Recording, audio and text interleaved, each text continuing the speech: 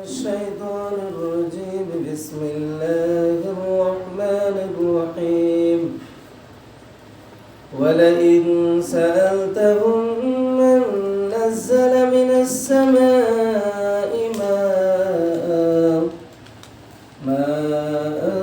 فأحيا به الأرض من بعد موتها ليقولن الله قل الحمد لله بل أكثرهم لا يعقلون صدق الله العظيم۔ شروع اللہ وحدہ لا شریک کے نام سے جو بڑا ہی مہربان اور نہایت ہی رحم فرمانے والا ہے۔ اللہ جل وعلا اپنے کلام معزز سورہ عنکبوت کی آیت نمبر 63 جو ابھی میں نے آپ کے سامنے تلاوت کی، جیسے کہ آپ نے سماعت فرمایا تھا گزشتہ، اللہ جسے چاہتا ہے اپنے فضل سے اس کے لیے رزق کشادہ فرماتا ہے، اور جس کی روزی چاہتا ہے اللہ تنگ کرتا ہے، اور بے شک اللہ ہر چیز کا جاننے والا ہے۔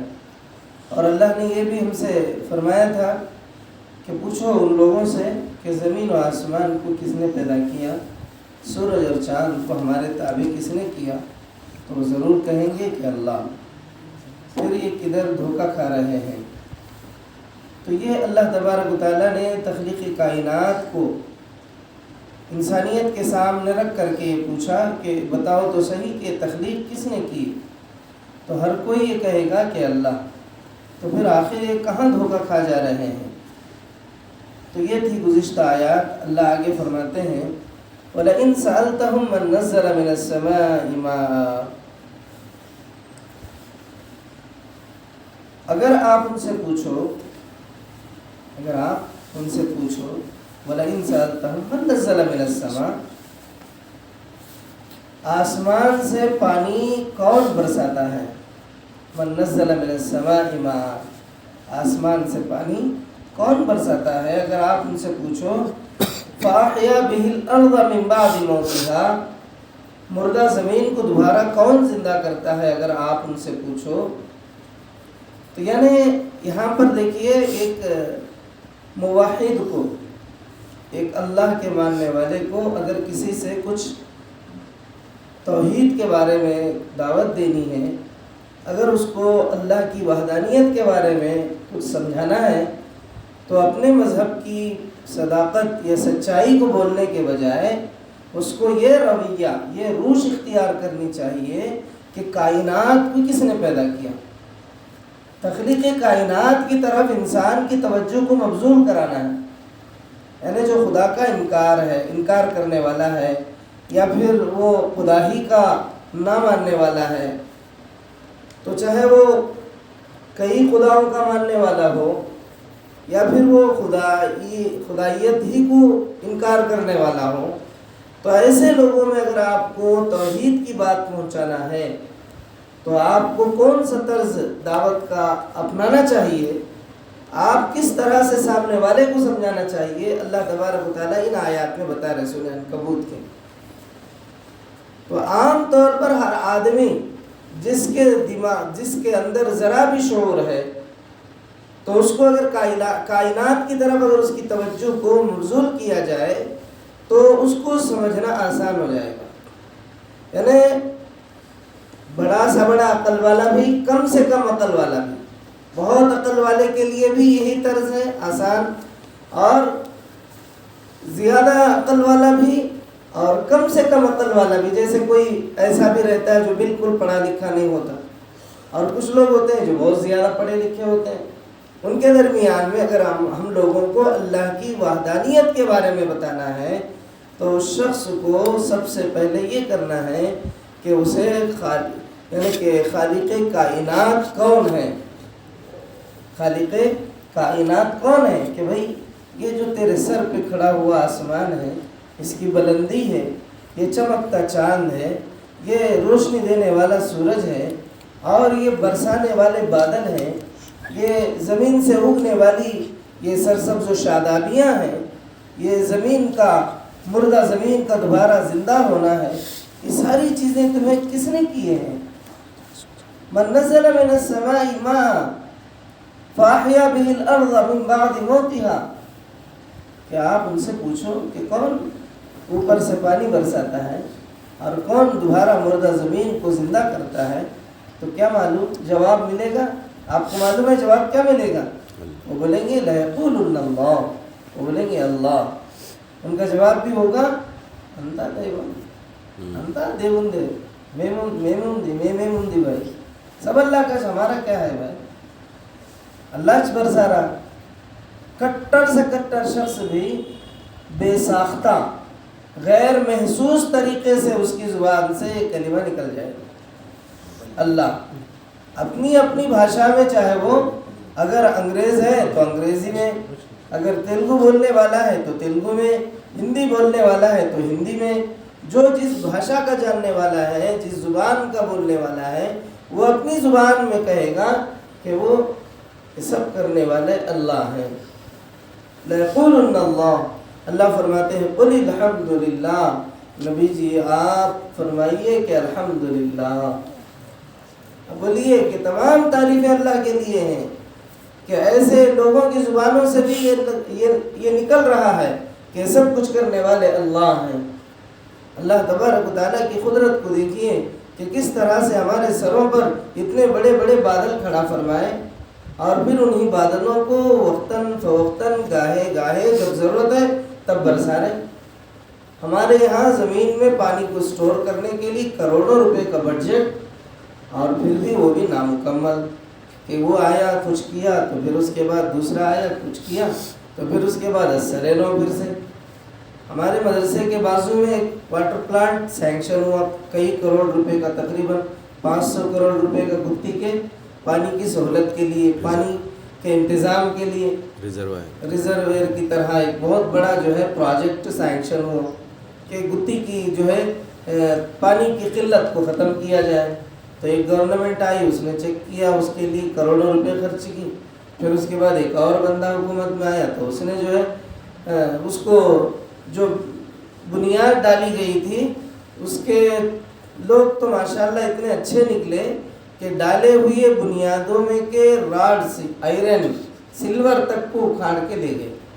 اس کو بھی نہیں چھوڑا گیا۔ اور سامنے سے ڈائریکٹلی اگر جائیں تو شاید کوئی نقصان ہوگا، اس لیے ان لوگوں نے ایسا کیا کہ پہاڑ کی ایک طرف کچھ آٹوں کو، کچھ جو ہے لگیج گاڑیوں کو کھڑا کر دو، اور پہاڑ کے اس طرف کچھ آدمیوں کو رکھ دو، اس طرف کچھ آدمیوں کو رکھو، توڑو پھوڑو، پھر وہ بنائی ہوئی عمارتوں میں سے اسٹیل کو نکالا گیا اور اس کو پھر گجری میں ڈالا گیا۔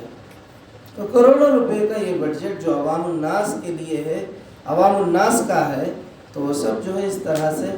ایک پانی کو بآسانی سے اسٹور نہیں کیا جا سکتا۔ اللہ تبارک و تعالی ہمارے سروں پر کس طرح سے کھڑا کیا ہے۔ بڑے بڑے تالاب ہیں ہمارے سروں پہ، بادلوں کی شکل میں، بہت بڑے بڑے تالاب، ایسے ویسے نہیں، بڑے بڑے تالاب ہیں۔ تالاب کیا ہوتے ہیں؟ یعنی کہ کچھ ایسے ریزرویر ہوتے ہیں جو انسان بناتا ہے، کچھ تالاب ایسے ہوتے ہیں جو قدرتی ہوتے ہیں، اپنے آپ بن جاتے ہیں، یعنی پہاڑوں کے بیچ میں اپنا راستہ بنا لیتے ہیں اسٹور ہونے کے لیے، اور وہ جو ہے تالاب کہلاتے ہیں۔ اور کچھ ایسے ہوتے ہیں جو انسان جو ہے اس کو اپنی جو ہے عقل مندی سے، اپنی انجینئرنگ سے بناتا ہے، جس کو ریزرویر کہتے ہیں۔ تو اس طرح سے جو ہے انسان اپنے دماغ سے بنائے ہوئی چیزوں کا معاملہ بھی آپ دیکھ لیجئے، اور اللہ تبارک و تعالی ہمارے سروں پر کھڑا کیا ہوا یہ بادل دیکھ لیجئے کہ جب جتنی ضرورت ہے اتنا ہی برسا رہے ہیں۔ خدا نہ خواستہ اگر اللہ تبارک و تعالی کبھی پانی کے اس بادل کے ٹکڑے کو کسی گاؤں پہ برسا دے تو پورا گاؤں اس کے نیچے آ جائے گا۔ اتنے بڑے بڑے اللہ نے ابر ہمارے سروں پہ کھڑا کیے ہیں۔ آپ اندازہ لگائیے کہ صرف ابر جب ہانکے جاتے ہیں، جیسے قرآن مجید کے دوسرے مقامات میں اللہ فرماتے ہیں کہ ان ابروں کو فرشتے لے کے جو ہے ہانکتے ہیں، جیسے قرآن میں ہانکنے کا لفظ استعمال ہوا ہے، جیسے جانوروں کو ایک چرواہا ہانکتا ہے، جیسے جانوروں کو ہانکا جاتا ہے کہ کہیں وہ ہے تو ان کو ہانکنے کا جو معاملہ ہوتا ہے، تو اس طرح سے جو ہے آپس میں جب یہی بادل ٹکراتے ہیں تو وہ بجلیاں نکلتے ہیں، اور وہ بجلیاں کتنی بھیانک ہوتی ہیں، اور اس سے کتنا اگر وہ آبادی میں اگر وہ بجلی گرے تو کتنا زیادہ جانی مالی نقصان ہوتا ہے، یہ آپ سب لوگ جانتے ہیں۔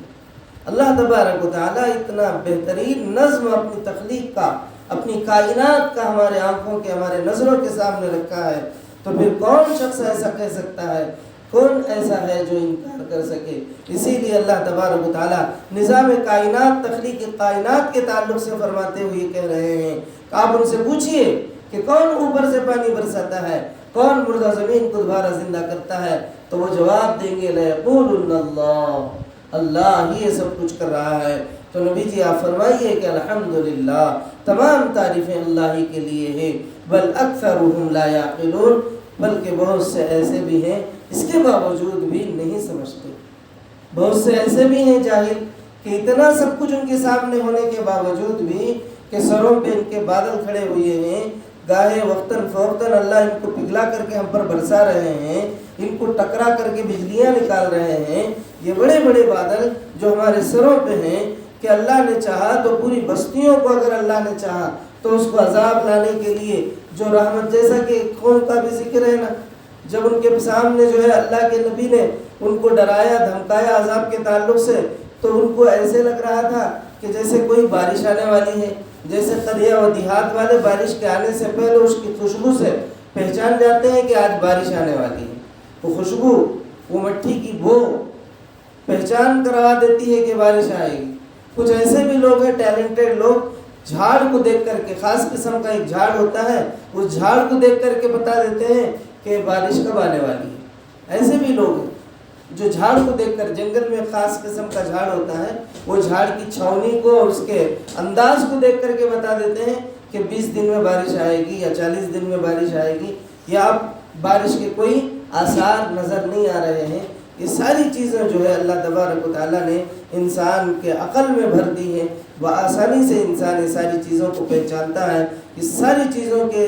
جاننے اور پہچاننے میں اس بات کی گواہی ملتی ہے کہ سب کچھ کرنے والے اللہ کی ذات ہے، اور اس کو پہچاننا وہ عقل والوں کے لیے اس ذات کو پہچاننا آسان ہے، جو بہت سے ایسے بھی ہیں جو باوجود عقل کے رکھتے ہوئے پھر بھی اس کی حقیقت کو، اس کی ذات کو نہیں پہچان پاتے۔ اسی لیے اللہ نے فرمایا بل اکثرهم لا یعقلون، بہت سے ایسے ہیں جو کم عقل ہیں، جو باوجود عقل کے رکھنے کے پھر بھی اس خالق کو، اس مالک کو، اس وحدہ لا شریک کو نہیں پہچانتے۔ آگے اللہ کیا فرمائے ہیں آپ آئندہ کل پر سماعت فرمائیے گا۔ اللہ تبارک و تعالیٰ سے دعا ہے پروردگار اپنے کرم سے، اپنے فضل سے مولا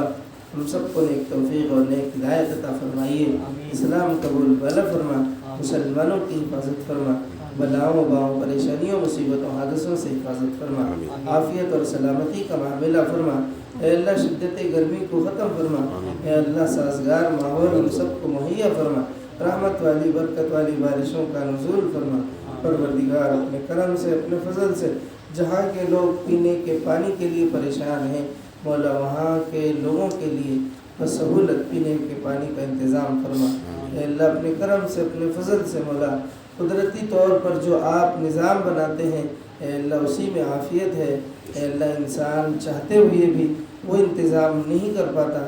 جو آپ کر سکتے ہیں۔ اے اللہ آپ ہی ہمارے لیے بہتر، اے اللہ پانی کے سورسز کا، خصوصاً ہمارے اس گاؤں کے لیے بہتر پانی کا انتظام فرمائیے، میٹھے پانی کے چشموں کو ہمارے اس گاؤں میں جاری و ساری فرمائیے،